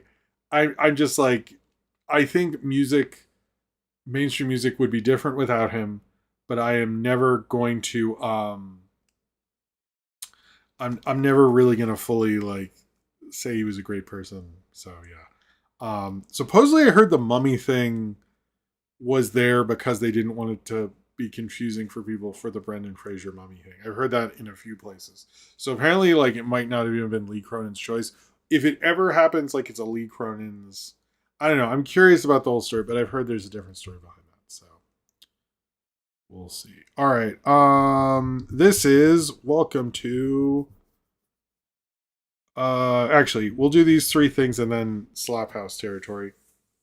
Uh, Day Job is doing a half-hour episode called Day Job OVA. I saw the trailer; it looks really good. I'm excited to watch that. I don't know if I'll do a review or a short or something, but I will. I'm excited to watch that. I love Day Job a lot, as you know. I did a review of it. We also learned that George Lucas is going to be in Minions.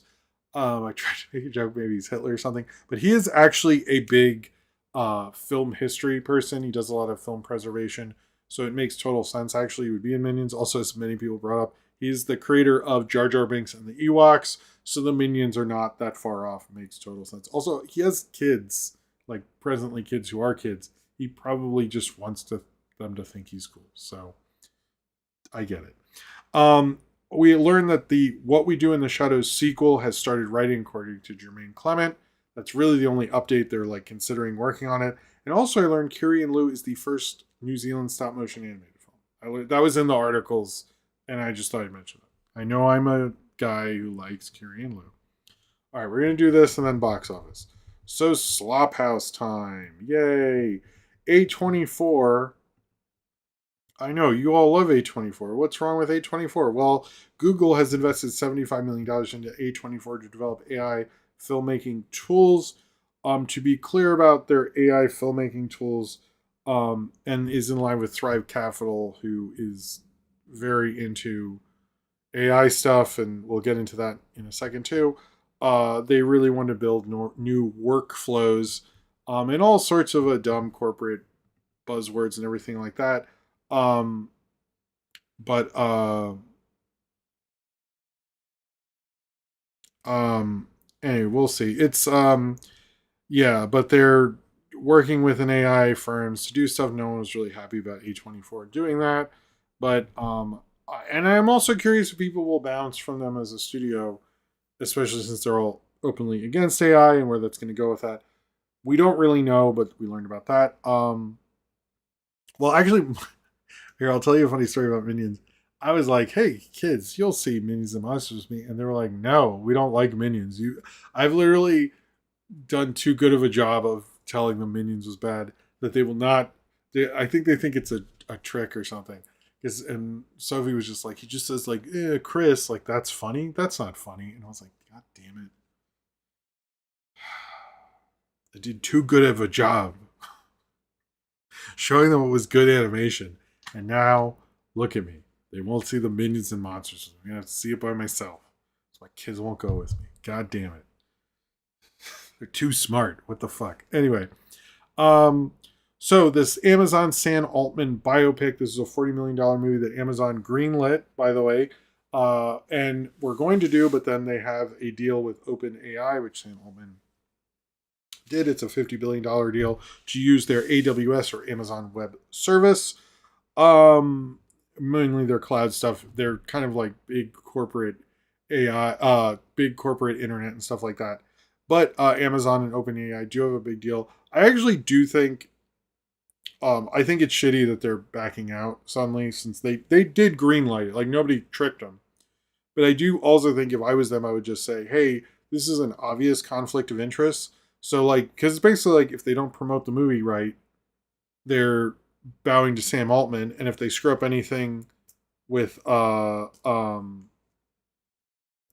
the deal, they're about they're showing they're anti Sam Altman. Like there's no way to win having both. So I think they're honestly like I do think they're getting rid of it for shitty reasons. But like if they were smarter corporately about communication, they'd be like, hey guys, there's like no way this is never gonna look good, basically. But anyway, they are trying to sell it off. Supposedly Netflix, A24, and Focus all said no. But because Thrive Capital is a big investor in A24 and they are a big AI thing, they do not want a Sam Altman thing. So people are confused what's happening. The Social Reckoning, which is still happening and supposedly has more January 6th stuff in it than people realize, is the rumor. I don't know. I do think what's going to happen is because this is a Luca Guadagnino movie. Someone's probably going to buy it, but it's not going to be any of the major studios because they all have big tech money. A lot of people are saying, oh, the tech bros took over, but Sony is still making the Social Reckoning. So I'm not sure. And a lot of people are thinking, well, if Sam Altman can cancel, in theory, he didn't supposedly, or as far as we know, let's say it that way, didn't ask Amazon to do this, but will other tech bro guys think that he did and then insinuate like will Zuckerberg try to stop the Social Reckoning, which is supposedly a lot meaner than the social network. We'll see what's going on with this. I think it's an interesting development. A lot of people are saying it's just going to end up with Neon, and Amazon's probably not going to sell it for the 40 million price tag that they put on it. Supposedly it's very negative about Sam Altman. I mean, why would you be positive about him? But we'll see. He's a big AI guy with OpenAI and all that. But yes, that was kind of a big story, and a lot of people are worried about the ramifications of what this means. I do think if I was Amazon, I would have communicated correctly that there's no way that they should have, but like it's just a bad idea to have both. There's just like no way. I'm not saying it just doesn't. I don't see how you could figure out how to do both. So I think they're probably going to give it to Neon or whatever the deal was with that. Was the Ferrari Michael Mann movie? I think we'll see something like that, honestly. But as of right now, this movie has no home. But I think if you were a smart distributor, or like who did the Sydney Sweeney boxing movie, somebody like that, you could really be like, oh, this is the movie they didn't want you to see, and like get it out there for Oscars, and Andrew Garfield's in it and stuff. I think you could do something, but we'll see. As well as, and this is the last of the Slop House, and then we'll talk about box office. Um, Universal already said no, unfortunately. There is a thing that we learned recently that supposedly with actors, particularly young kid actors, for Peppa Pig, had to sign a AI clause, basically letting them basically make AI things out of their voices. If you didn't know, which you probably know, with children voices animation, they're constantly have to be replaced because kids' voices don't stay kids' voices forever. If you're not having a adult actor do a kid's voice like The Simpsons or something, and they are making underage children sign these. There's been a lot of backlash about that. I support that backlash. That's fucking bullshit. I don't understand why they think that's okay. I'm also like, Peppa Pig's still going. I didn't know that one. It's tremendously shitty. It's tremendously evil, but that not. I never hear a story that was like, hey, you know what AI did this week? It's never. I never have. I never find those. I'm not. I mean, I don't like them, but like, you could at least, if you want AI to happen, like, show me something. What is a good thing AI did? I don't know.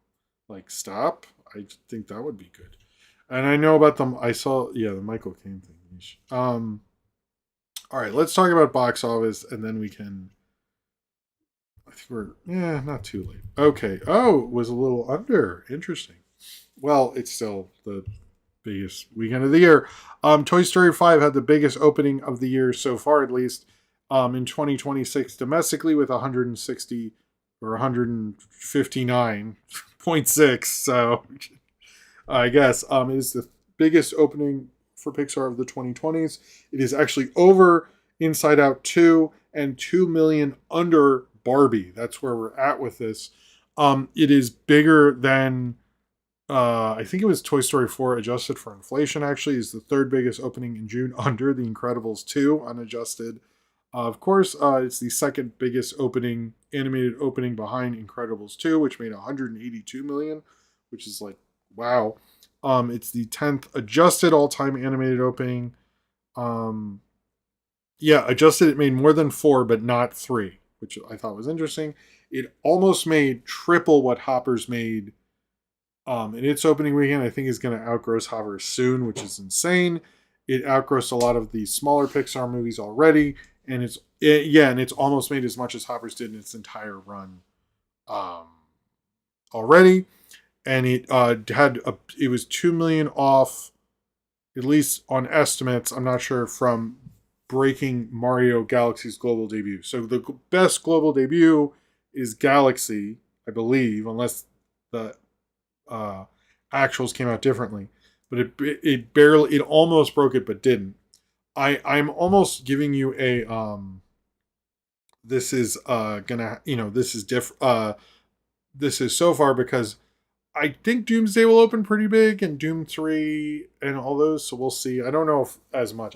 I'm curious. I'm really curious about Doomsday. It's also the 9th biggest movie of the year. It outgrossed Scream 7 domestically already. So yeah, it's doing really fucking good. I think that's expected. It is weird how Pixar still makes original movies and those do like good but not amazing. And then when they make a sequel, it's like the money just like pours in, like they can't stop the money from coming in. It actually had an insane per screen average. I think its per screen average was the second biggest after a film that was only in one theater. It was 36,000, which is an insane. The next one is 8,000, and it's limited. The other ones are limited. Just wild. In terms of the box office top 10, no one goes into that many digits other than a film that was in one theater and Toy Story 5. That's nuts. That's like how well Toy Story 5 is doing right now. It's kind of insane.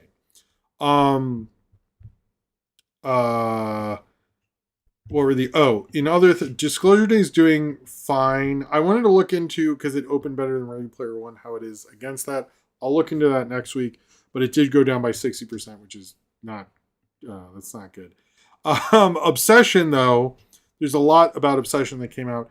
It is apparently it could outgross Devil Wears Prada in America, not internationally, and become the highest grossing movie of the summer for a few days. It has had 10 number ones on weekdays, but none of them consecutive, and none of them on weekends. They've only done it on weekdays, which is pretty crazy. It actually had the number one was the number one movie on the Thursday before Toy Story 5 came out, which I thought was like, that's Obsession. Sorry. Obsession is still doing that good that it was number one the Thursday before Toy Story 5, and it came out. When did it come out? How, like, 6 weeks ago. This is nuts. The Obsession box office is crazy, but yeah, it will outgross that. It was never number one on any weekend day at all, and it still had a pretty high outgrow per screen average, and it's gonna outgross Mando and Grogu worldwide. Backrooms is still doing pretty good. Scary Movies crossing $100 million, and actually, Mandalorian and Grogu only went down by this weekend 13.1%, probably because of Father's Day. Same with Master Universe only went down by 30%. They both lost a ton of theaters and held well. I'm assuming partly because of Father's Day, but most people, like I saw Toy Story 5. Most people saw Toy Story 5. But many people are saying those Master Universe and Mandalorian and Grogu's small percentages is because of Father's Day. There's no data to back that up whatsoever. But people believe that, so why not? Do we have anything else? Oh, Leviticus did pretty well at the end of the top 10, and we had an 82% increase from the weekend last year. So that's like we're doing very well this June versus last June. And I guess the only other thing was the K-pop Demon Hunters thing, which is insane. But as I always will say, the Netflix charts are fraudulent. They cannot be independently verified, and please do not use them as anything. But I do think K-pop Demon Hunters is still doing really good. But Nielsen, who also goes through streaming numbers, has also confirmed that K-pop Demon Hunters would be around that if it were true. So probably sounds about right. Why not? Oh, they're coming for me because they're like, don't talk about the Netflix stuff. All right, I'm going to take a break. I'm going to look at what Will sent me about Rogue Trooper. Then we'll talk about Wildcats. Thanks for coming out, Dan. It's always good to see you, man. We'll talk about Wildcats and keep going and all that stuff. Yeah, we'll talk about Rogue Trooper trailer, Wildcats, questions. That's it. I want to thank you all for being here tonight. Very much appreciate it. And let's switch to the break thing. Where is it? Okay. OBS, please listen to me. There we go. I'll be right back after these messages.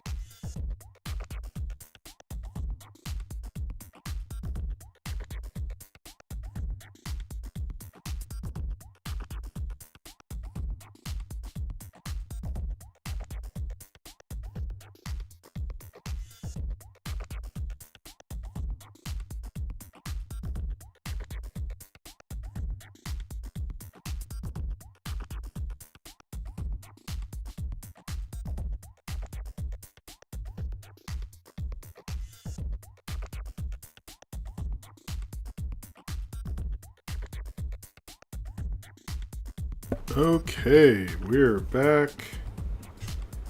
Back on this shit. Back again. Okay, let me turn off the music and then I'll talk about Rogue Trooper.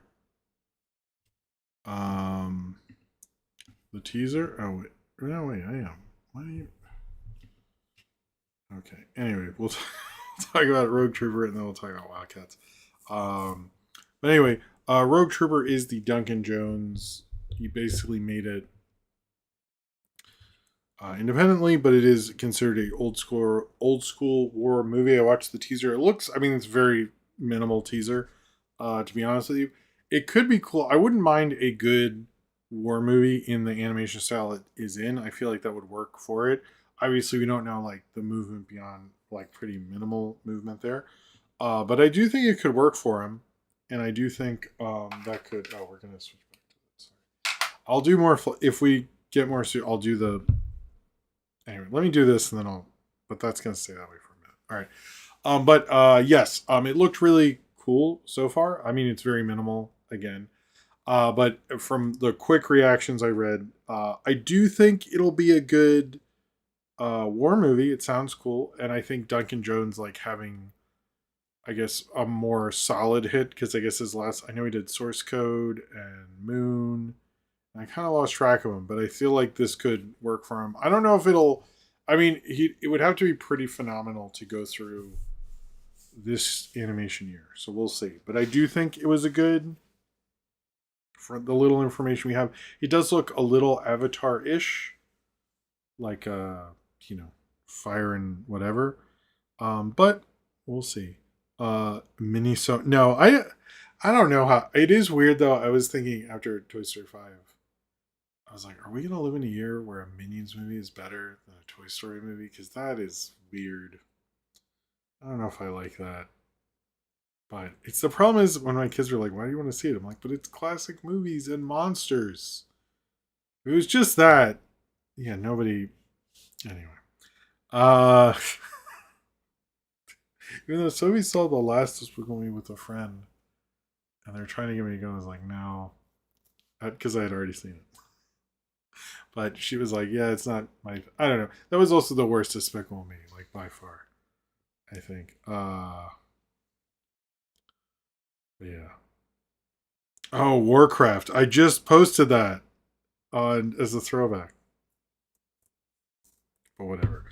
All right. We're gonna what if like every big animated film, everything stinks. It's just Minions and Monsters is like way better like it's better than Ray Gun, it's better than Wildwood. It takes over the Sight and Sound top 10. Like nobody saw this coming. And then it just returns to regular Minions movies after. That's what it's gonna be. Jean Dielman is scared right now, shaking in her shoes for the Minions. Anyway, sorry. No, that I think that Rogue Trooper thing could be cool, but we'll see.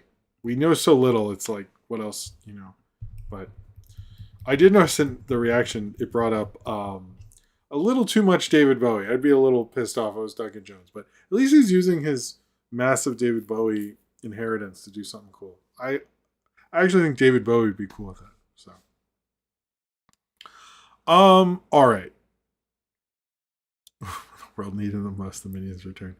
So if you saw my Every Nirvana Show Ever video, which came out this weekend or whatever, one of the things listed was Wildcats. So I wanted to talk about the first episode of Wildcats, the one season animated show of the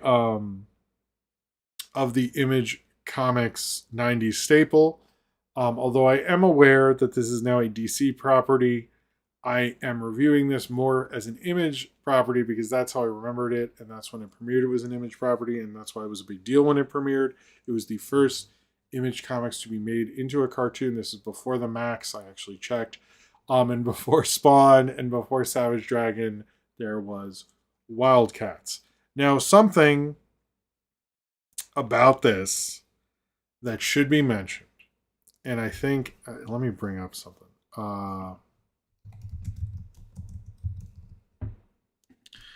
is that, and everybody, and I'm specifically reviewing episode 1, Dark Blade Falling. Everybody, everybody who watched this when it came out, I went to the comic book store. I was a regular at the comic book store. Everyone I knew thought that this was a fucking ripoff of X-Men. And supposedly it was pitched to be a counter to X-Men. And in fact, a lot of the Image stuff was looked at as these guys can only design people from X-Men. It was brought up a lot. And I do think this is very inspired by X-Men. It very much feels like Pride of the X-Men plot-wise, the pilot, and even Night of the Sentinels. But instead of, an icky girl being like the main focus of the X-Men where you introduce everyone, what if we have a really cool guy with blade hands? That's how awesome Image is. Yeah. Basically, I do actually think they are doing this. They're doing a Image was like, we're more extreme. We've seen Point Break and listened to Pearl Jam. Which, they don't do the pockets thing, and I'm not going to do a Linkara review here.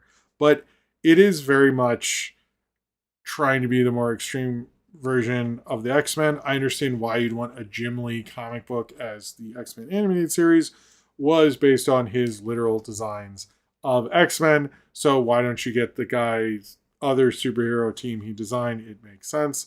And they even animate it the same way. I actually have thought, and I'm not trying to be joke about this, is that they kind of animated it like X-Men the animated series, and I almost think Nelvana was like, what if we make it exactly like the animation quality is very close to X-Men the animated series, so much so that I think that was on purpose almost, but I can't confirm that. But anyway, the plot of it is there's the Caribou, the Caravan, God, I used to read this comic in the 90s. I was a kid when the Image thing happened.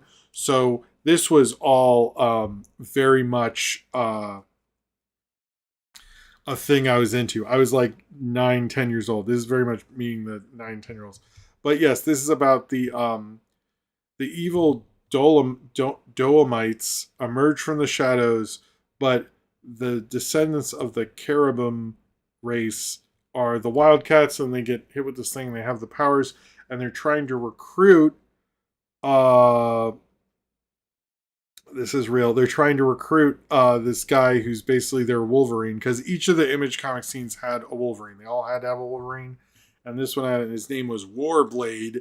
And but the bad guys who look like humans to us, but they can tell based on what's her name, Voodoo could tell that she is that they are the Dolomites or whatever. They have Psylocke, who's not Psylocke, called Zellick, Grifter, and Spartan. Dude, I'm lost too. I'm very lost by this. They all come and help them and try to get this guy Reno Bryce or Warblade come to their help. And they also have Maul, who was in a bunch of Image stuff and all that. I'm gonna be honest, I had often considered, after I did the X-Men reviewing this whole season, and after watching this, I was like, I don't want to do that. This kind of stinks. It's sort of a blatant ripoff of X-Men. I remember losing my enthusiasm for this show. Like, I remember where it premiered. I was at a sleepover. My dad was taping it. He picked me up, and all we talked about on the way home is how we felt about the first episode of WildC.A.T.S. Like, it was just like, holy shit, they did it. This is an Image Comics. I remember when it came out. We were so into that.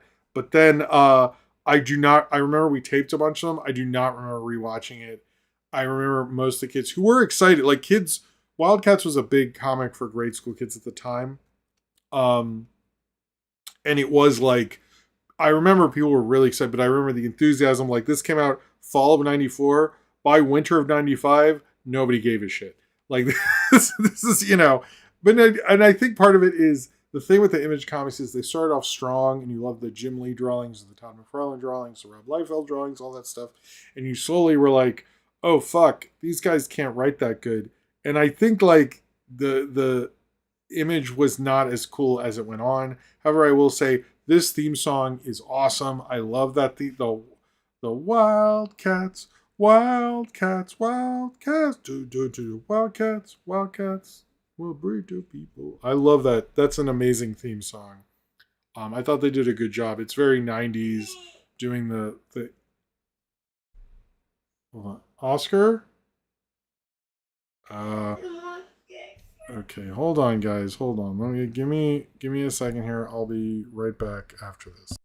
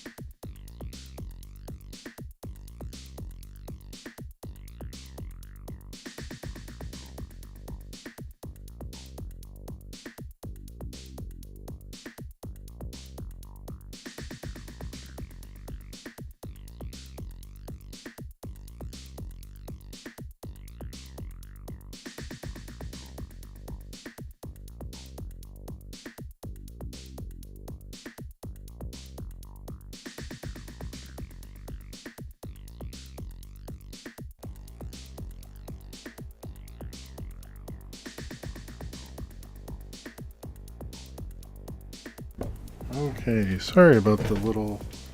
No, we're good. Sorry, I put the music on because I had to come back for some. I was like, oh, you guys are just waiting for me. Well, this will be an interesting one to edit later. Oh, well. Okay. Where was I? Does anyone remember? Let me look at this. All right. The caribou. What's it? Oh my god. All right. The Dolomite carabim thing is a little silly, but one of the parts that were extremely silly. Oh wait, is the music going still? Yes, it is. Okay. All right, now we're back. The Carabin Dolomite thing is very silly, but there was a part where the what's his name, Warblade or Wolverine ripoff guy, literally he gets attacked by these guys. It's before anything happened. He goes, he's like, not only that, but I'm a black belt too. And I was like, God, this is so 90s. I remember reading these comics, and yeah. I do also remember the Maul guy, which is pronounced like Darth Maul without the Darth, not a joke. And I think I had his action figure. I think I had some of these. Um, and this was part of the CBS Action Zone with Skeleton Warriors, which I never got to watch, and later of the original Teenage Mutant Ninja Turtles run. It was also part of the USA Action Extreme thing or whatever. This the thing with this show is, yeah, he had some last minute. He was like, "Oh, Dad, bring up the Scientology." I do think there are some elements of like I don't know Scientology that well, but this feels very much like what little I know about Scientology. I don't not going to go back on that, but yeah, this is look. I think the problem with Wildcats was considered the better of the Image comics that weren't Spawn. It was better, more acclaimed than Youngblood, which Youngblood I think had Bedrock, and then Bedrock and Maul had fights or something. They all had like thing like characters. Although people said he was Strong Guy. I remember people saying at the time he was a ripoff of him instead. I really don't look. This was like actually pretty big in terms of comics and properties and stuff. And it was like, yes, it was the biggest X-Men ripoff. I wouldn't be shocked if if the X-Men Marvel movie does well, if DC immediately goes, we're bringing back Wildcats. I'm actually surprised I haven't heard more about the Image stuff coming back in any degree in terms of media, considering how big it was in the 90s. But, and Jim Lee was involved creatively. They did have to change certain things, particularly Voodoo was an exotic dancer, and they had to change that. And this was with Wildstorm and Nelvana. I do have always looked at this as a X-Men ripoff. As someone who's rewatched the X-Men animated series, it 100% plays like that. But it's okay, I'm bloody. I was like, what is he talking about? He does. I'm sure it sounds that way because he's past the sound blanket I have here and stuff. I think this review's all over the place, but this show is kind of hard to get into. I do think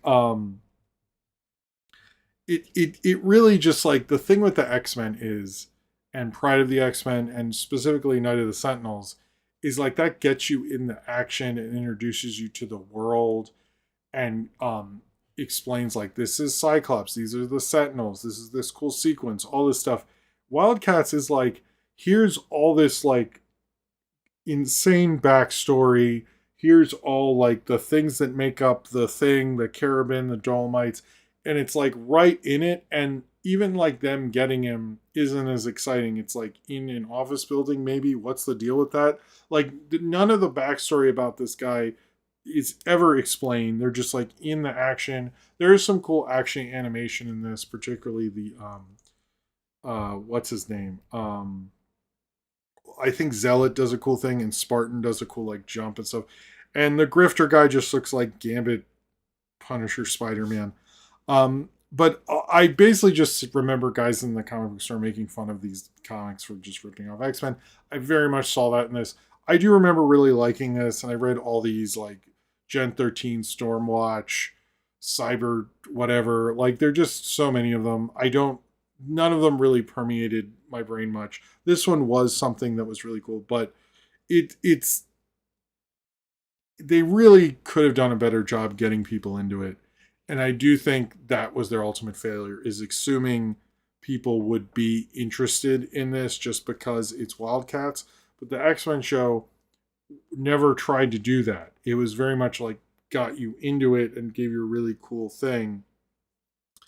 But then I don't know, then you fell in love with it later because you like learned these characters and you saw their cool moves, and like none of it is like Zealot plays too much like Psylocke, like it's just like too much of that, and then you understand a few of them are like really old, and like don't get into all that. Just show us the bare bones so we can get it, and then do that. and they just rushed too much story wise, where they didn't understand like why I would care about these things, and like the reason you use Jubilee and Kitty Pryde is to like soften the blow, and they really didn't do that at all. They just wanted their Wolverine as fast as possible. I think Jim Lee went after something because he saw the money was there. He did a good job of getting a Saturday morning cartoon on. It was so hyped. I remember everyone at school talking about it. Like, comics were very popular in the 90s, and I do remember kids being like, "Did you see Wildcats?" Nobody was super into it, and everyone kind of fell off. I did stay with it. I do have a lot of nostalgia for like Image and the Image era of animation, with Spawn and Wildcats, and I've done I've reviewed the Youngblood pilot before, and I remember this being like, you know, okay, or having better memories of it, but it really just like story wise, it doesn't hold up. I do kind of like Maul, but he doesn't. Not everyone's dialogue plays so cliched, you never really get a good sense of them. And I was thinking in it, like the thing X-Men always has for it is Gambit's Cajun, Wolverine has a different voice than, very much gruffer. Storm, like they all like look very different. They're all from different origins. Like Rogue has a southern accent, Jubilee is a kid, but in this it's like they all sort of talk the same. They're aesthetically different, but sound wise, like not different enough, which I think is kind of a problem with it. I wish they'd cast this better. Not that the performers are bad, they're not. I'm not saying that. They are just like you really need to cast up different actors, and I really think they could have done a much better job of that in this. And I do think you could make a good Wildcat show. I'm actually not as negative about this. I haven't read the comics in forever, and I don't remember the mythology or anything like that, but I do actually think you could have done a better job. Also, why is the villain called Hellspawn? Like, that's so confusing. Like, I forgot about that. Like, Image already has Spawn. Like, you have another guy sort of called Spawn. Like, what is that about? Like, it just very confusing. Very much like someone needed to come in and break it down as a story. If you're gonna rip off X-Men, do a better job, man. Like, come on. Like, do literally just like, you can do the Wolverine guy if you want, and like, but like, what was your reasoning behind it? What you're changing other than like he's awesome? I really didn't understand that at all. And the changing thing is that like that's an Inhumans thing basically that you brought over. It's very weird, the borrowing of the Image stuff. I think the Spawn might have looked like Spider-Man a little bit, but it was like a totally different thing. This is like, how do we do X-Men powers? Oh, they're these aliens from long ago and they mated with humans, and it's like too much. It's just like this whole thing is too much, and needed to calm itself down from its 90s action extreme. Like, I get it. You've listened to a bunch of Faith No More records, and you're so cool. And I was totally in when I was a kid, but when I was watching, I was like, this is like hard to get through, and it's very obvious what they're trying to do here. I also think like this premiered like, what wasn't this around the time the third X-Men season, which was a really good one too. Like, X-Men animated series was in a good state at this point too, and you're putting out like a subpar reboot, a subpar ripoff, and you're putting out a subpar ripoff. Not exactly a good thing there. So I will say, it was fun looking back on this, and I have a lot of nostalgic, positive nostalgia of those time. I remember watching it with my dad, and I think this is maybe the only episode I've watched multiple times. The rest I like have no. I remember this. I ended up watching the next one. I'm like, I don't even remember this shit. So like, and it did feel like suddenly there's no like kind of Warblade is just part of the team. There's no like, oh, slowly evolving of character or something like that, which I think worked better in X-Men. And, you're also going against Batman the Animated Series, other stuff. This feels very low in the superhero animated totem pole. I don't know the Savage Dragon show, but I do know the Max show, and maybe there's a review at some point. Wink, wink, nudge, nudge. And I do remember the Spawn show. I think you can make good animation out of this, but they very much wanted Wildcats to be a Saturday morning cartoon, and I think it was a bad marriage of ideas and writers, and they should have maybe thought more about how to get you into Wildcats, not expect people to like Wildcats because it's Wildcats. And I think that's kind of the problem, is like they were like, you're gonna like this because it's Jim Lee and this, and like, but I don't know anyone who really references Wildcats. I don't never hear about it. I have nostalgia for it, but I don't know if anyone else does. And I do think you could slowly get into this, but you really can't do what they did in here. I hope they write a better Wildcats eventually, but this frankly wasn't it. All right, I think that got really choppy too. Sounds like Galaxy Rangers. Yeah, yeah. Cheers to you, Will. All right, let's bring this home, guys. Sorry if it. Man, this is gonna be an interesting. YouTube's really crapping up. All right. Oh, because I had to bring up the Wildcats Wikipedia to remember their fucking names. All right. Let's do Nathaniel Foga. Any other big animators on the internet you could see getting a motion picture deal like Vizzy did? I do not remember the name of the person named Digital Circuits. I know you'll put me in the chat. I think they should be next. After them, probably the Smiling Friends guys. I don't know enough animator people. So I'm going to just say those. But yeah.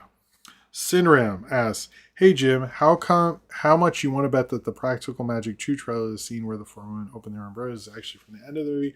I was thinking because it is like a tradition in the my wife's watched it a lot of times, so I do know it, not by choice. There's certain things I know by choice, and that is not one of them. But oh wait, Mizil Torres has one. Rambla T. Sorry, I will read yours as well. I think you're probably right, but in the chronology of the original movie, as I recall, they do that. Oh, Cornbread, get some sleep. All right, let's do Austin's and then we'll do Emblecies. Hey Jim, sorry, just got home. Okay, time to write this question. Oh, I'm assuming I'm supposed to read all this every time, right? Hope you're doing well. Life treating you well. My question is for you. My question is to watch The Beast of Yucca Flats this week for watching all MSG3K movies this year, and I want you to explain the movie to me. Why is it 45? Why does no one have a conversation? Why do you masters have more story than it? I don't know. That's a good question. Man, I remember that was a funny one, but I remember it was kind of like, wow, how did this happen? I don't know. Okay, let's do. I hit refresh, so hopefully I got. Okay, Mizell Torres says the Golden Globe Cinematic and Box Office Achievement Award is the most useless award, but this year could relatively interesting now that these mega studio movies are competing with the younger ones like Wicked vs. Deadpool and Wolverine. Who gives a shit? Anyway, are you excited to see Obsession and Backrooms to be beaten by Michael? Oh, you're probably right. I think you'd have to put Obsession. I do think like Obsession is even somehow outlapped Backrooms, which is bizarre. Yeah, no, that's that Embla T. I believe that's the same person. That's a good one. Oh, thank you, Remiku Hiraku Shrine. I'm okay with that. Someone told me that was not cool, but I think I agree. All right, Cornbread. Let's start from there. Hey Jim, I have slept in approximately 6 hours total the past 3 days, so I'm sort of tired. Can you come up with my question I should ask this week, and then also answer whatever question that is? Okay, hey Jim, how you feel about bananas? I feel good. Thanks, Cornbread. That was good. Okay, what mutant player would Paul Blart have? I think I think Kevin James could have been um uh like a thing, like the thing, multi-power thing. Okay, William. Before we do that, I think. Well, I'll read this and then first off, cheers to you, William. I think. Hold on. It says, "How would you rank these Japanese New Wave films? In the Realm of Senses, Vengeance is Mine, Tokyo Drifter, Women in the Dunes." Some of these I've seen, some of them I haven't. I definitely have seen Tokyo Drifter. I would say Tokyo Drifter is first. I have not seen a lot of these, William. I'm sorry. Tokyo Drifter, I would say first. I think I've seen the first three. Let's say Tokyo Drifter, In the Realm of Senses, Vengeance is Mine. I don't think I've seen any of those others.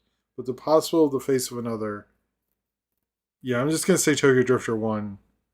I'm sorry I haven't seen more. But I used to I think those are pretty anyway. Cheers to you, man. Thank you for the super chats. I think we're at hold on. Let me go.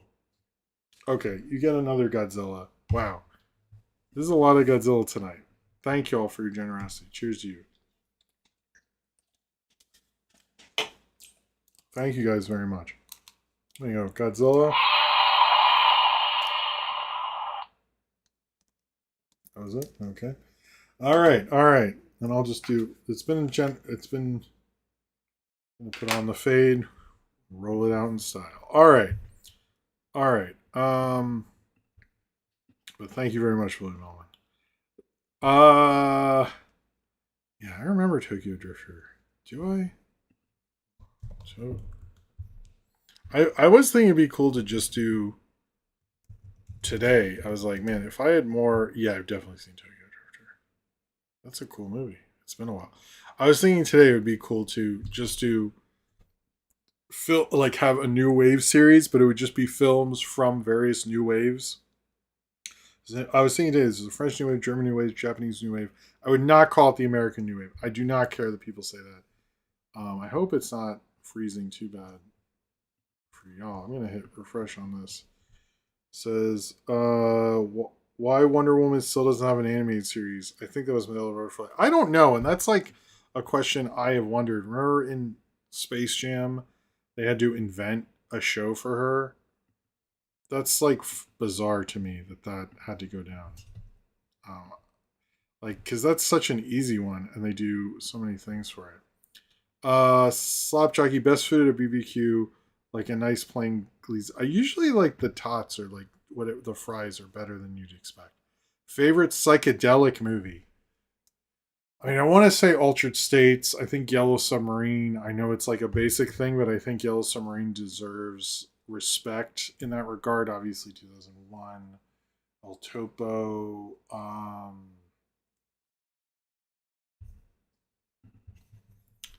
Man, this is really freezing up a lot. But I would say those there. Have you seen Boogie Nights, Churchins? Fuck yeah, I have. It's a great movie. Everybody loves Boogie Nights. Medela Butterfly with another super. Here, let me do. I do not know what's going on with YouTube. Is anyone? I might just tape it on green just because it's having so many problems right now. I have no clue if anyone can see me. Okay, I'm assuming.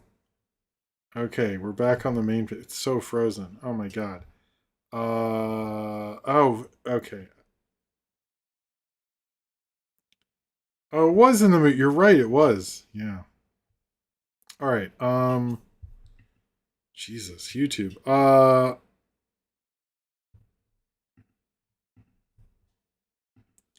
Okay. Have you seen? Okay. Jim, I'm getting married this weekend. What's your best piece of marriage advice? Oh, probably just like listen and try to help out as much as you can. I do feel like a lot of guys don't help out, but like try to clean the bathroom, do as much. Sometimes you don't have enough time to do stuff, but help out as much as you possibly can around the house makes such a difference you wouldn't believe. Um, or like I always clean the bathroom. Clean the bathroom. Make if you don't know how to vacuum well, learn to vacuum well. Learn to do the dishes. Make yourself a good partner and a good person to work with and listen and just do right by them. Try to do right the best you can. Sometimes you can't, but try to do the best you can in honesty and but yeah, clean up. Don't be like Michael Keaton and Mr. Mom. Be like Michael Keaton at the end of Mr. Mom, and then you can be Batman. I think that worked. Opinion on Jackass show and movies. I was not a big show fan. I've seen the movies. I like the movies. I don't think I'm seeing the new one. I feel like this is not a good weekend for that movie, but I think it's good. I hope everyone can still hear me.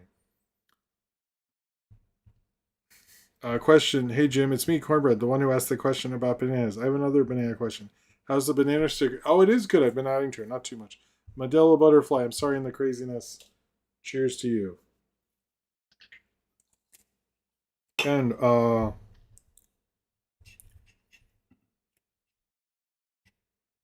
it's been frozen image. Jesus, YouTube. Okay. What are your thoughts on Hollywood trying to scrape the internet for memes? I think people are making too big of a deal out of that. To be honest with you, I think they've been doing that for a while. It's just they want to talk about it for a little, but I don't think they're going to be like, oh, Nyan Cat's getting a movie now or something. I think they're going to find. Hopefully, we'll see. There'll be an embarrassing entry at some point. Question: will the no influencer screenings of the Odyssey would hopefully influence future movies? I think that's. I'm a little surprised actually because he used TikTok so much in the for Oppenheimer, but a lot of those guys don't really help out as much as people think they do, so I just don't see that. What is your favorite? So it's like I don't think they're as useful, like unless they're like a critic or covering movies. I've never really understood that, but maybe the analytics are there and I don't understand it, which is possible. What is your favorite Friday the 13th kill? Either picking up the person in the sleeping bag is funny. Um, Anytime he ran through a window, Jason hates windows, stuff like that. Frozen Image Comics, nice. Having seen the Furious, I would like to see Furious. It's just there's so many movies. Sorry, where it takes place in Tagalong speaking Thailand. What is your favorite fake country where actual country cultures are crammed into one? Probably one on GI Joe because those are fucking hilarious. Sorry about the. I mean, I don't control the thing, but Embla T. Since when did people look at 20-year-olds like their children? I had a job and was traveling a lot when I was. People, I'll be honest with this. Um, people are uh people are just dicks to young people. I just think it's like, oh, you can't have that. Because I notice all this like millennial posting, like, we've worked really hard and now these Gen Z get together. No, they worked hard independently. And I know a lot of millennials are against the independent thing, trust me. So to me, like, I think a lot of that against them is like people being frustrated at their own lives, but that has nothing to do with if you're working as a mid-level management person in the studio. Those two kids have nothing to do with what happened to you. They're just kids who figured out differently. Now if you have a that organization, go do that. But I find a lot of that frustrating and mean spirited and ultimately kind of shitty, for being real. No, seriously, how did Donkey become Donkey? I guess, I think he's just a donkey. Like that was established in Shrek 4, right? Anyway. Uh I mean, your favorite reference, I just picked a random one. I do think there are a lot of good internet horror stories, and I wouldn't be surprised we get more of those. But I do like watching, I don't know, this one guy, I feel like everyone is like somebody ran through the house and nobody was hurt. And you're like, yeah. But it's good for when I'm at work and I want to get scared a little. So I don't mind that. I'm working on something, I'm like, oh, I was scared. Spooky. Okay. Did you see the news on DC's Mr. Miracle? People are saying if it's done right, it may be a game changer of a show. I've heard that. I think DC could do that, but we'll see. We'll see. All right, I think I did everybody. I'm sorry if this went over and stopped and froze, and that Wildcats review is going to be a mess. Um,